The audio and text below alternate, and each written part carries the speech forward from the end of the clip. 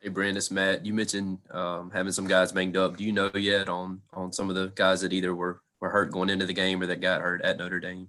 What they're Yeah, saying? I think just to because there's he's got a long list, but I think Skalski's the one that is still not. Obviously, I didn't think thought he would be ready, and he's not. But everybody else is day to day, so that's a good thing. That there's you can't rule anybody out, right now. Yeah, it's Larry Williams here. Determined if How close? Jordan Travis or the freshman Chuba Hubbard will start at quarterback for Florida State. But I presume you'll have to prepare for Jordan Travis. He's an exceptional runner for a quarterback. How does he compare to what you saw in Ian Book last week? Some ways the same, extending plays and creating, improvising. They both can do that. The thing about Jordan Travis, he's like Lamar Jackson as a runner. He's unbelievable. He's so explosive and very fast, can really accelerate. He's a special athlete. And as you saw, whether it was against Notre Dame, I mean, it's a 2-score game. I think they put 26 on them early. I think they had 26 at half. And man, they really pushed Notre Dame to the brink, and he made a bunch of really good plays. Of course, North Carolina, unbelievable game, and running and the throwing, the RPOs, and just puts you in a lot of conflict. Can really create. I think he went for almost 90 yards on Pitt, really good Pitt defense, a week ago, and he has some unbelievable ESPN highlight plays every game he's played so far. So he's a very dynamic player, and certainly we think he'll be ready to play in our game. But Juba came in and did I thought a really terrific job, and that they tried to help him a little bit, and I think he got settled in and really started to play well. Showed that again he also can do the same things. A dual threat guy that can extend plays and keep his eyes down the field and get first downs if you're gonna do X, Y, Z and scheme wise. And he's a smart, heady player. Showed his instincts and anticipation and his ability to move the ball, score points, and play with poise. I was impressed with him. Brent, this is Larry Williams. What's your evaluation of Bentley, Patterson, and McGuire so far this season, and how close are they to sort of being getting like rotational reps? Yeah, I mean, they've been doing well. My challenge to them is doing the little things right. You're the quarterback of the defense, all of you. So again, you do a good job, communicating and adjusting and making certain checks that we're making and setting the front and aligning the right places and putting your eyes in the right spots and making sure if you're supposed to be at 5 yards pre-snap that you're not at 3 yards. If you're supposed to look at number 3, then don't look at number 1, and just little stuff like that, and a little more inconsistent than I would like it, but pleased with how they're coming to work every day, and we need them. And but they're eager, they're aggressive, they're strikers. They put in the time, and I think they're real close.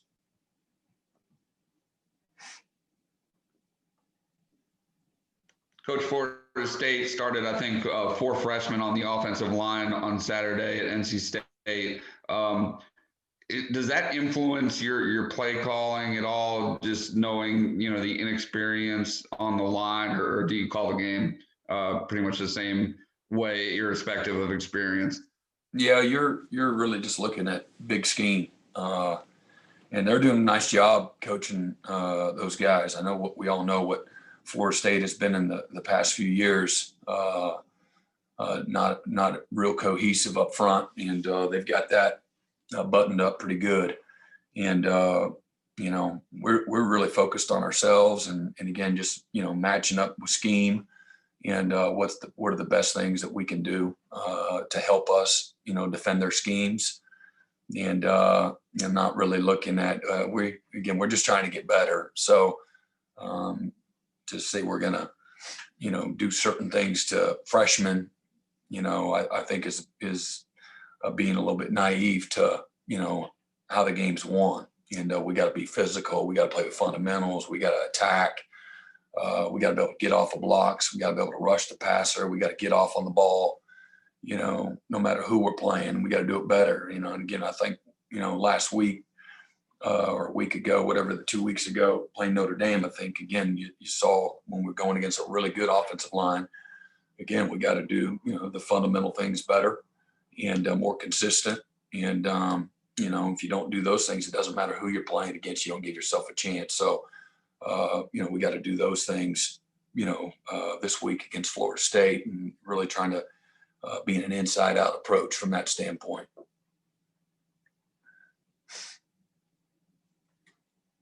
Anything else for Coach Venables? Coach, it's Trevor. I'll ask another one if I may. Florida State went a wildcat a few times with some success with Corbin. Just what kind of a challenge does that formation present? Yeah, I mean, they really stress you out. Creating gaps and making you adjust, and they can do a variety of things. So. Make you move around and adjust. And if you don't have a guy in a gap, it can be a big play. I think you saw a 28-yard touchdown where they misfit it. And Corbin's an excellent player. He's having a exceptional year. One of their better players, and him and 8 at running back are really, really good tandem. And they know what they're doing there, and they're putting them in position as an offensive staff, putting them in a position to really take advantage of their skills. So it makes it tough. You gotta be sound in your alignments and your adjustments. Hey, Coach, Scott Kiefer with the Greenville News. Your name and Coach Elliott's name are both already floating around out there in connection with the South Carolina job. And Coach Elliott told us earlier that he won't answer his phone. I wondered if you would answer your phone if you got a call from Columbia. I don't even have my phone on my person. It's game week, and how we are as coaches. Again, whether or not at some point in time you want to be a head coach in your future. Right now, your focus is all on the Florida State and getting ready for that. It's terrible. It's part of the profession, but you feel terrible for anybody, whether it's your rival or not. There's a lot of displacement that takes place. A lot of people are affected, starting with the players in the program, and certainly all the support staff and the coaching staff and their families. So really your heart kind of goes out to them. And then your focus is really just on, what you can control here, every day, trying to get ready for Florida State.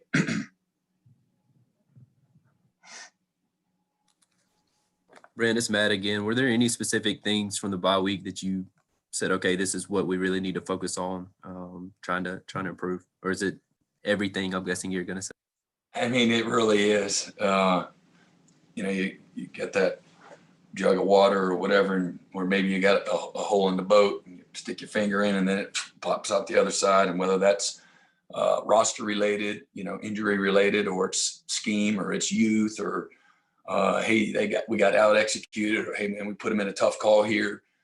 Really trying to work right down the list of all those things, not to be evasive, but again, it's stance, it's your pedal, it's coverage, it's again run fits, it's disguise, it's knowing where your help is.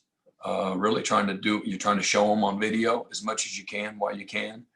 And then you're trying to put them, stress them and put those plays and those issues out there. And then you're really working hard on your fundamentals, tackling and getting off of blocks and working on your pass rush and, trying to look at, ways to improve.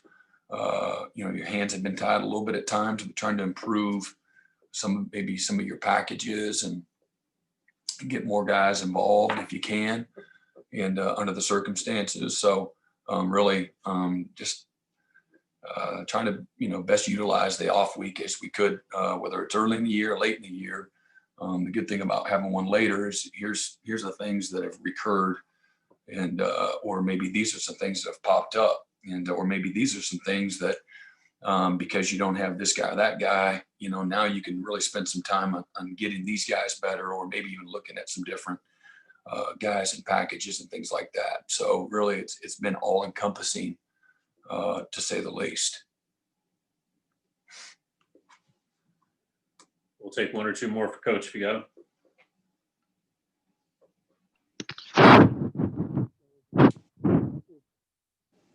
Go ahead, Larry.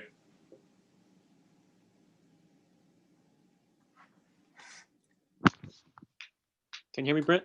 Yeah, now I can. Oh, I'm sorry. I think your sack numbers are about where they have been in recent years. I'm just curious. What Maybe with numbers are other. that? Hello? I said, what numbers are that? Your sack numbers, I think, are about where they normally are. I'm just curious with maybe other metrics that you use, and maybe anecdotally, how would you evaluate how you guys have affected quarterbacks this year? I think it's been kind of a mixed bag. It's never as good as you want. You've left meat on the bone virtually every week. The numbers are very similar. Tackles for loss and knocking the quarterback down, and certainly sacks. I think we're tackles for loss and sacks. I don't even know what those stats are compared to national rankings. I spend no time on knowing what those are, but I believe they're if in the past has any if that's an indicator of what it would be, I bet you they're probably somewhere in the top 10 on those, just being disruptive. So you've had to find different ways because of, again, just some of the issues you've had from an injury standpoint. And I've been really proud of the guys that are learning how to play the game on the fly, that have been baptized into it. I've been incredibly pleased, and not always pleased with the result from play to play or series to series, but in the big picture with effort and the end result. You play. Everybody wants to win every game. That's what you work to do. And again, we weren't precise enough or good enough when we had to be.